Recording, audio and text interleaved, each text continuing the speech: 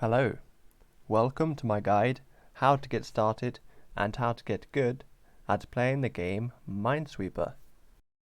Real quickly, why should you trust me to tell you how to get good? I do currently hold a world record for speedrunning Minesweeper, and I am one of the top 10 Minesweeper speedrunners in the UK. First things first, let's get into how the game actually works. So you're given this board of squares or cells, which you can click on to uncover what is underneath. Each cell contains one of three things: a mine, an empty space, or a number. Your goal is to clear all of the cells which don't contain a mine. Click a mine, you blow up, and the game is lost. The top left number represents how many unmarked mines there are, the top right number represents the timer, and the smiley face is what you click on to start a new game.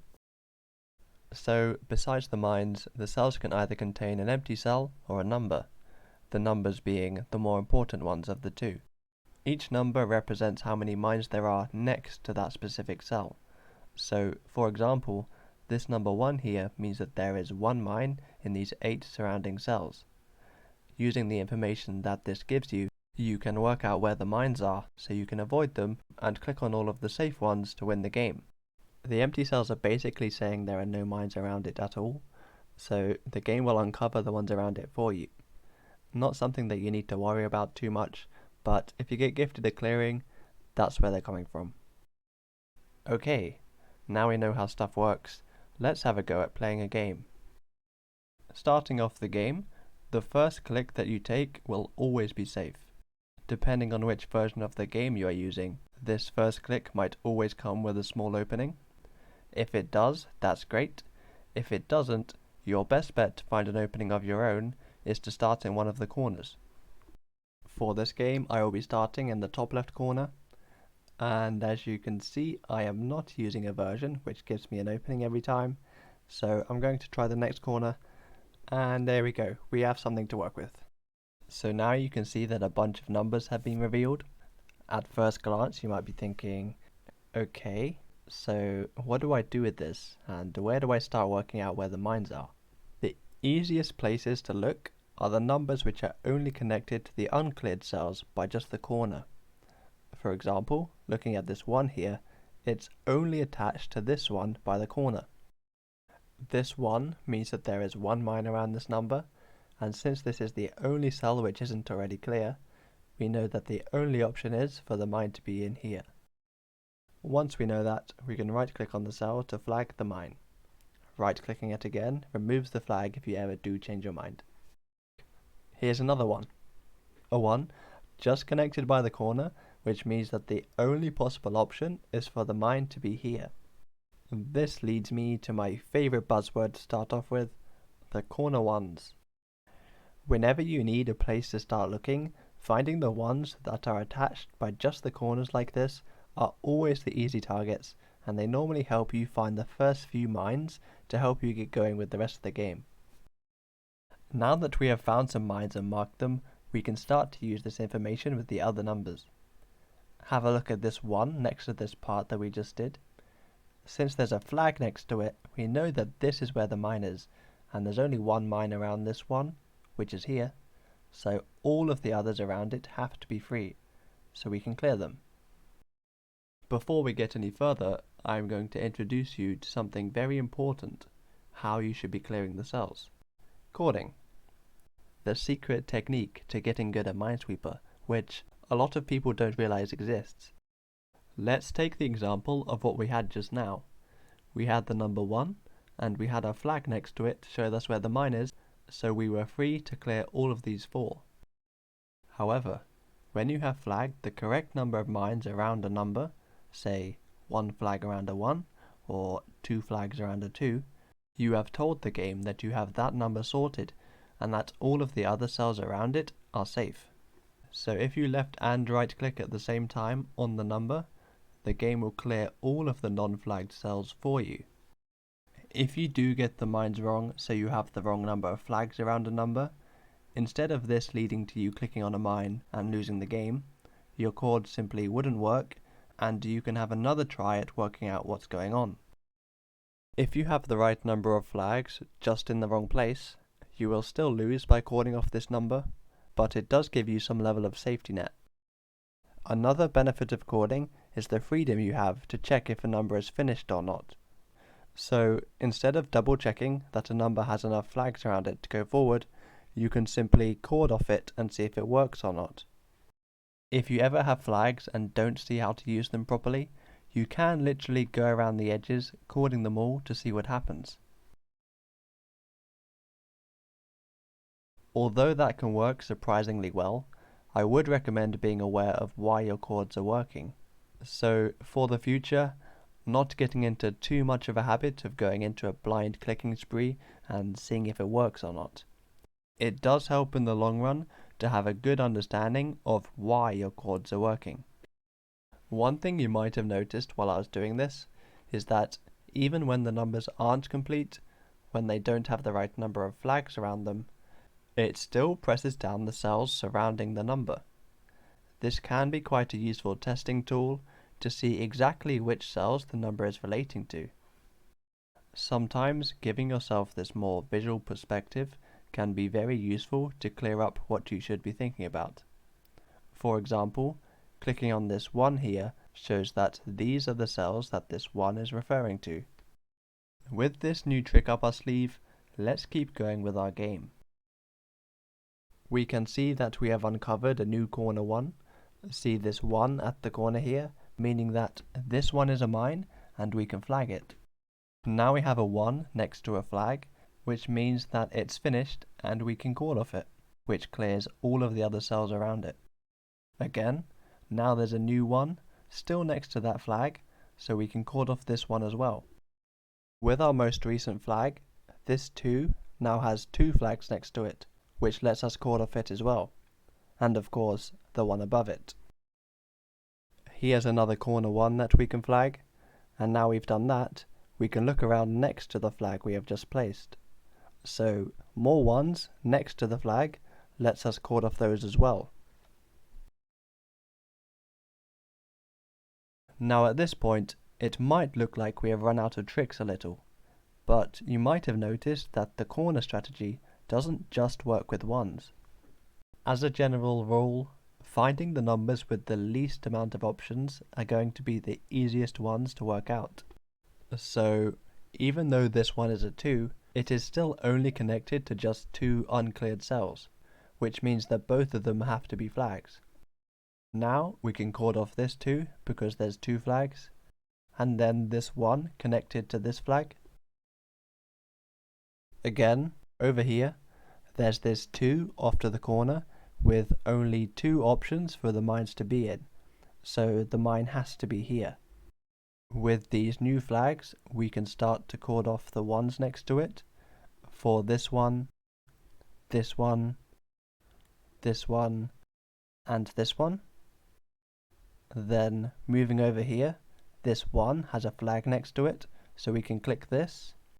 Here's another example of a 2 with only 2 places for the mines to go into. So we can flag this, chord off this, chord off this. Now, this is where the few tricks so far do run out. Nothing to chord off and no easy corners for us. However, Minesweeper is a game based on logic, so even without all of these tricks, you are able to work things out by thinking about them properly. So, finding the numbers with the fewest options, just like before, let's start at this left edge, since this one is slightly more limited. We want to see how this one works together with this one next to it, to see what it tells us.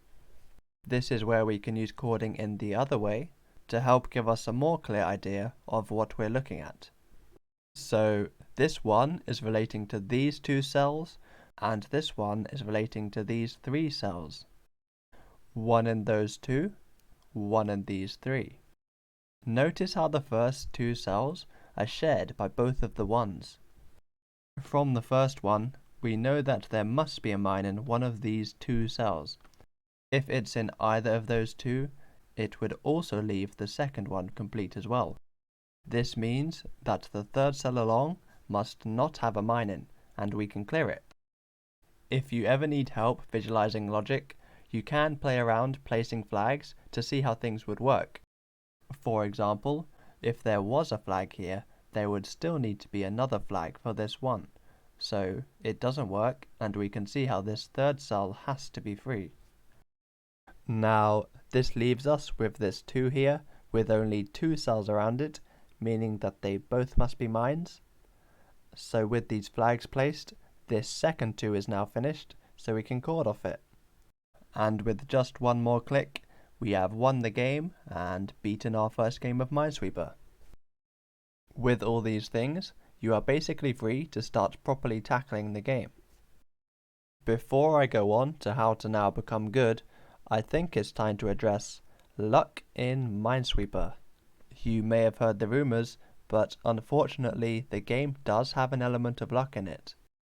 Even when you think hard enough, sometimes the conclusion is that you just don't have enough information and you have to guess. The most infamous case being the 50/50s. As you can see here, all these numbers tell us is that there is one mine in either of these 2 cells. If you can't see anything that works ever, this might be the reason, but try not to blame things on guesses if you're not sure. You might be surprised with how you can figure things out sometimes. For some perspective on luck, here's the percentage win rate of each of the modes, provided you do all of the logic properly. If you ever want to play with no luck involved, there is a good no guessing mode on the website World of Minesweeper, which I will link in the description. Now, time for patterns. After playing the game for a while, you start to notice that the logic of how these numbers work together keep on showing up in the same patterns. Being able to recognize these patterns is the key to being able to solve quickly and easily. Once you have them all figured out, you start to realize that the game is practically made of patterns. The good thing about patterns is that as long as you put in the hard work figuring them out once, all you need to do is recognize it and remember it the next time for it to work. It's like someone gave you a math question one day, say 64 times 12. It might take you a second to get the answer the first time, but if that person came back to you every single day, you would just be ready immediately with the answer. I could just give you a list of all of the patterns, along with their solutions, for you to screenshot as a reference sheet and go on your way. But in this video, I am not going to do that. Growing a better understanding through figuring out how they work yourself is, in my opinion, the better way to learn. So instead, I will solve a couple of examples and simply point you in the direction of some of the other existing ones. Let's start off with something that we have seen already in our first game, the 1-1 pattern. If you remember how we worked through it, the mine for the first one will always satisfy the second one, so the third cell must always be free. This logic can actually be applied any time you see 2 1s next to each other like this, and therefore it's a pattern. Next time you see them, without as much thinking, we now just know that the third cell is free. It is not always the most useful pattern in the world, but it can get you out of some spots and is one of the more commonly seen ones. Going over one more pattern, let's talk about the 3 on a straight. Probably the most basic one that I would even call a pattern, but since on a straight line like this, it can only be next to 3 cells, so you can always flag along the line. Definitely something that you could see with logic, but recognizing it saves the time of counting. The following are the other main patterns that exist in the game, and I would implore you to look out for them. Pay attention when they pop up, and try to figure out how they work, and once you do that, see if you can apply it when you see them again in the future. If you're going to choose one to start with, picking up the 1-2-1 is probably the one you would appreciate the most. I do think there are benefits in going through the process yourself, but if you do want to see me work through all of the solutions to these patterns, you can click onto this video here. If you're looking out for any of these patterns, you might think that you see them occasionally, but still not all that often. Little do you know, these patterns are all over the board, just hidden in different ways to represent them. This might sound like a pain, but all it involves is a tiny bit of subtraction to see how things work out. The official name for this is reduction. Let's look at an example. So in this bit we have a 2, 3, 2 and we are trying to clear this line here. If we were to look at each number, this 2 means that there's 2 mines in here, minus the 1 flag we already have. So essentially when it comes to the context that we are trying to clear, it functions as a 1. Looking at the 3, it's the same deal, essentially counting as a 2 for these cells. The idea that you can use here is that if you're trying to figure out a number which already has some flags around it, the effective number is the number shown minus the number of mines already known around it. Same again for this too. So this sequence here may as well be a 1, 2, 1, which you may recognize as a pattern from earlier. For one more example, looking at this 3, there are 2 flags around it, so we can reduce the number by 2, which means that for the logic that we care about, the 3 is acting as a 1, which lets us see that this part essentially acts as a 1, 1 pattern. As for progressing through the game, there are 3 different modes: beginner, intermediate, and expert. I would recommend getting comfortable winning most of the time on beginner before going on to intermediate, then getting comfortable winning most of the time on intermediate before trying out expert. If you have managed to take in all of these things, you've got all of the ingredients needed to start becoming the Minesweeper Pro you have always dreamed of becoming. That's all I have to say in this guide. I do also stream Minesweeper on Twitch. My link is in the description, as well as the link to the Minesweeper website that I use. Thanks for watching. Have fun sweeping.